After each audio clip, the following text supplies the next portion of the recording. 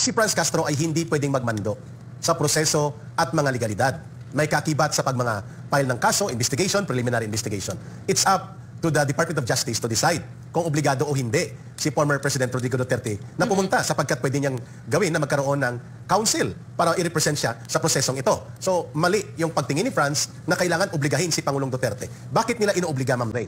Nila Raul Manuel at nila Arlene Rosas. Number one, mag-infiltrate sa gobyerno. At para hindi mahalata, they have to be established as legitimate individuals and party list representatives which former President Duterte rightfully defined them as part ng operations ng mga communist terrorist group sa Pilipinas na nagkukunwaring legal at ang kanilang trabaho ay mag-infiltrate sa urban areas. Yun ang gusto nilang mapagtakpan kung bakit ginamit ang kaso na ito para magkaroon ng semblance of legitimacy and validity ang kanilang posisyon. Stage sila ng rally.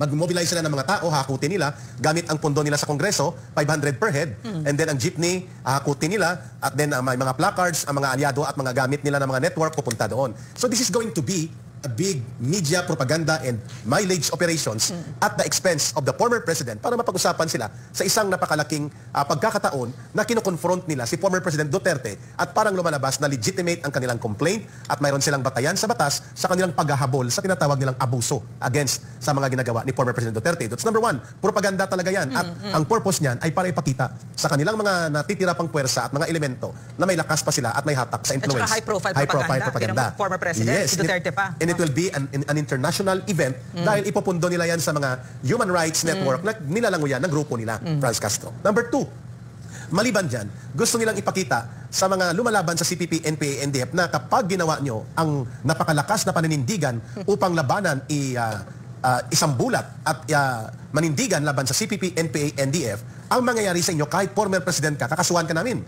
Kahit ikaw ay vice president, buligligin ka namin at wawasakin namin ang iyong pagkatao at ang dignidad mo bilang public official, which exactly itong ginagawa nila kay Vice President Sara Duterte at kay former President Rodrigo Duterte na dati ginagawa lang nila laban kay Ma'am Lorraine Badoy, kay General Antonio Parladi, kay Ka-Eric. This time around, they are very emboldened. Lumakas ang loob. Bakit? Dahil may kaalyado, may financier at may operators na nagbibigay ng pondo, kapangyarihan, at suporta at iba pang mga access sa kapangyarihan mula sa House of Representatives, lalo na si Speaker Martin Romualdez. Given na yan. Kaya malakas ang loob nila ngayon.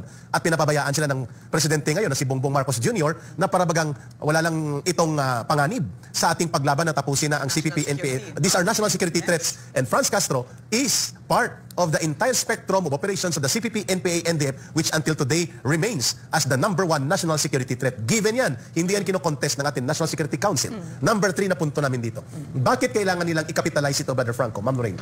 Itong kaso na ito na wala namang patutunguhan, kundi dapat ibasura ito. Sapagkat they would like to have a reverse psychology effect to the people. O sabi nila, kita nyo, kami ngayon ang napatutuhanan dahil pinakinggan kami ng piskalya. At may batayan ang aming reklamo sapagkat pinatawag ang former president. Again, what is the purpose of that? The purpose of that is to establish legitimacy dito sa kanilang ginagawang urban infiltration operations at mapagtakpan ang totoong motibo nila. Binanggit ni Ma'am Lorraine ang totoong motibo dito ni Franz Castro, nila Raul Manuel at nila Arlene Rosas. Number one, mag-infiltrate sa gobyerno. At para hindi mahalata, they have to be established as legitimate individuals and party list representatives which former President Duterte rightfully defined them as part ng operations ng mga communist terrorist group sa Pilipinas na nagkukunwaring legal at ang kanilang trabaho ay mag-infiltrate sa urban areas. Yun ang gusto nilang mapagtakpan kung bakit ginamit ang kaso na ito. At po ng Newsflash video ay makikita sa aking Newsflash playlist. Sa mga gusto naman po ng mga biblical topics, punta po kayo sa aking channel na Mahafree TV.